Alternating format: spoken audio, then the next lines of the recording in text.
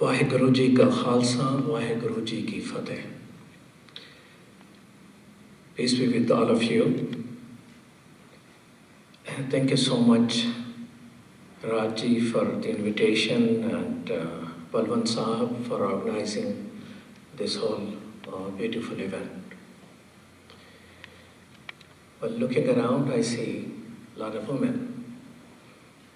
And yesterday, my sermon, day before yesterday, began with Happy Mother's Day. So Happy Mother's Day to all of you.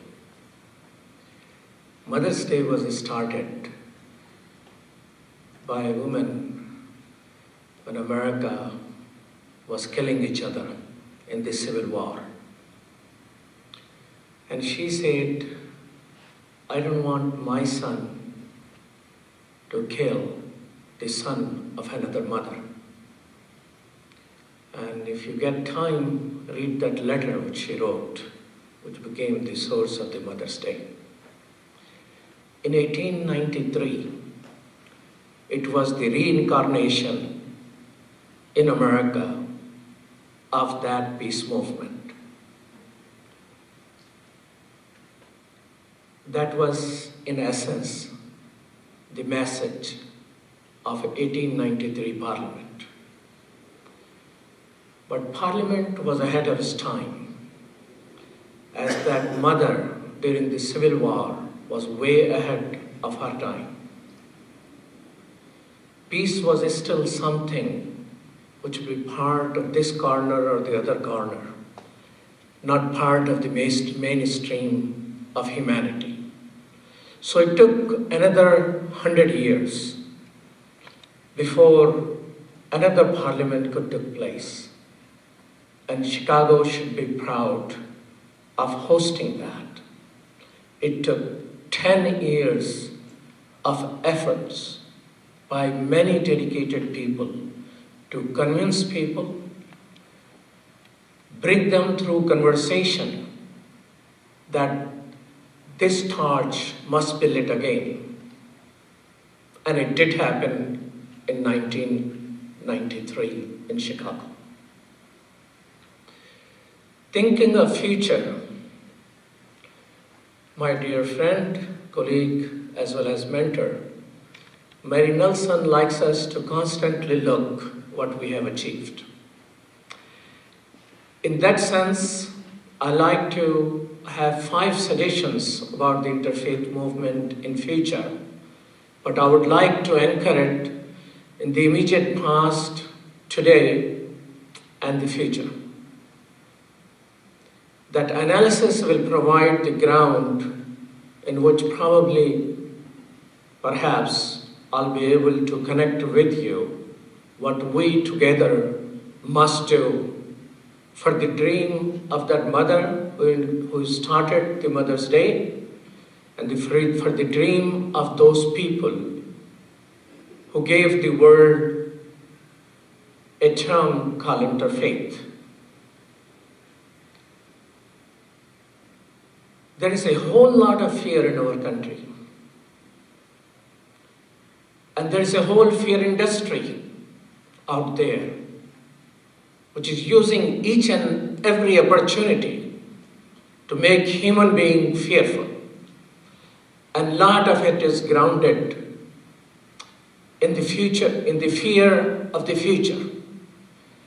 As America, because of its strength, because of its beauty of diversity, because of the lessons which we have learned after a long time after we eliminated the original people of this land, that how humanity must be together. That lesson learned have brought the strength of humanity to America, which is the diversity.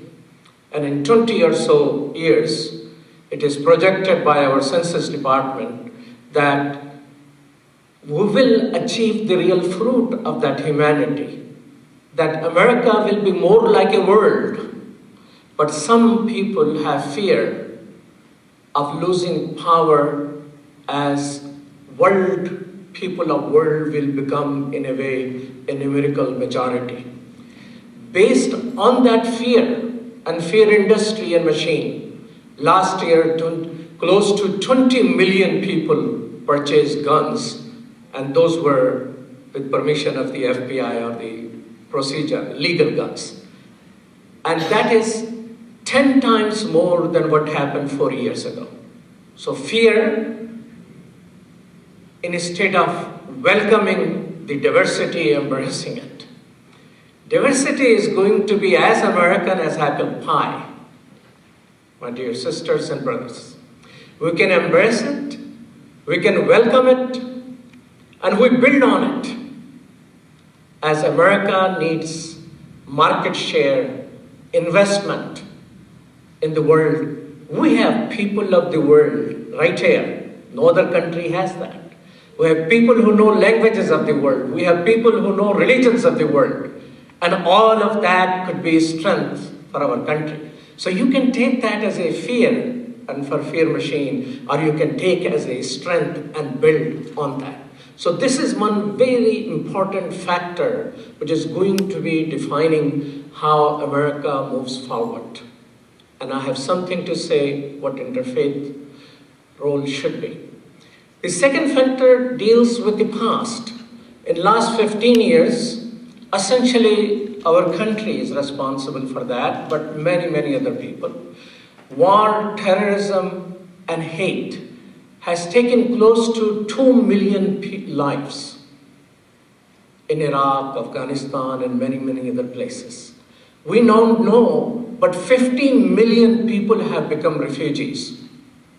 It has unleashed a whole cycle of war, terrorism, and hate. I consider all three to be a connected evil triplet. What faith and interfaith is going to do about it? And the third thing about today and future is that world is no longer a village here and a village there. We have something called global village. In that global village, people could be connected, but people of goodness with their love and energy can really have a true chance of winning the world. That globalization is here. It is not going to disappear. So based on these three trends, I have the following suggestions. First thing is about our faith. You heard some people talking about their faith. This is an element of interfaith community. We have coined this trend that it is the people of faith who tell others what is their faith, not the other guy sitting on a TV and reading something. It's something the world has achieved through interfaith, that true representatives speak about their faith and you hear them directly. So be confident of your faith and your religion. Religion is force of good in this world, although it has not been confident enough to assert for that. Before all the armies and our forces showed up in the aftermath of the Katrina, it were the people of faith communities who were reaching out and taking care of people for several days before any government. We are the first responders. We are the people who run the largest number of shelters. We are the people who run the major amount of social services in our neighborhood. So people of faith need to be confident of their faith and confident of the energy which they draw from and the relationship which they develop based on that. Because if you're not confident being, interfaith is not going to be a force which people conceived long time ago. Second thing I like to share with you and request you, is the connection and interconnectedness. We always, and all faith tradition has text to tell you that relationship with God in worship and relationship with the creation of God in service are twin pillars of faith. We have a whole chapter in Quran just dedicated on these 2 points. But that connection with humanity should not be limited to those who care for you or those who are connected with you, who are already on your side. people in each tradition have people who are not firmly based on the middle path of their faith. They may be here and there, and sometimes they fuel the negative things because of which faith gets the blame. How are we in communication with them? How are we in dialogue with those difficult conversations? That is a responsibility which interfaith must encourage all faith participants to pay attention to, connecting and dealing with those who may not accept the main charm of each faith, which is the connection which we are here about. The third request I have, and I submit that, and I have two more to go, and that is because for the future of interfaith, which must be very important. That is the guiding institution. When 20 years ago, the Parliament of the World Religions once again took place, and thank God after that it continues to take place. And here is our firm commitment from the Board of Trustees of the Parliaments of the World Religion that tradition of the Parliament is going to be stronger and hopefully more often, because the world is moving on a faster pace, so we cannot be moving just on the pace of once in 5 years. In the second Parliament there in Chicago, we committed to the guiding institutions that our message should not be limited in this beautiful Gurdwara. It should not be constrained within the physical parameter of the Guru Granth Sahib. This message is for the humanity, those of faith and those who are not quite connected with the faith. So how do we connect with the guiding institution? Guiding institution is the media. Guiding institution is our civil servants. Guiding institutions are our business people. We, faith, represent a whole lot, but within each faith community, those guiding institutions representatives are there. Are we thoughtful enough, thinking enough to connect to the guiding institution? And the last, where I would like to conclude, my dear sisters and my brothers, going back to the Mother's Day, when that great mother realized her motherhood must not be limited to her son. Say, why my son has to take life of another's mother's son? The same message was born in 1893, that people of faith must talk to each other. An interfaith movement was born.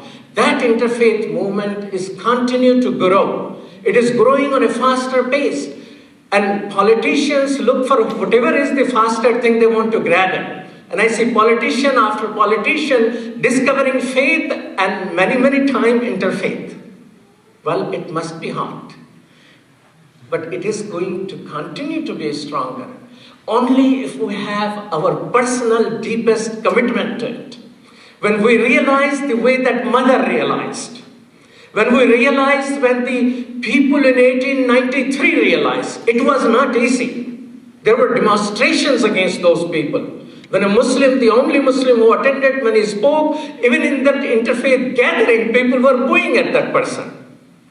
It was not easy. People have done the difficult job for us. Are we personally committed to it?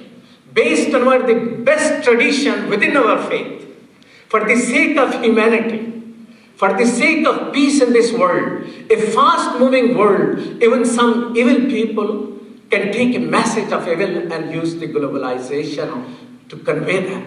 Are we ready for that world, in which world is ready to listen to us by devoting our time, devoting our money, and devoting our future, that the world has not seen the best time yet? Together, we will make it happen. Are you with me? Waheguru Ji ka Khalsa, Waheguru Ji ki Fateh. Thank you.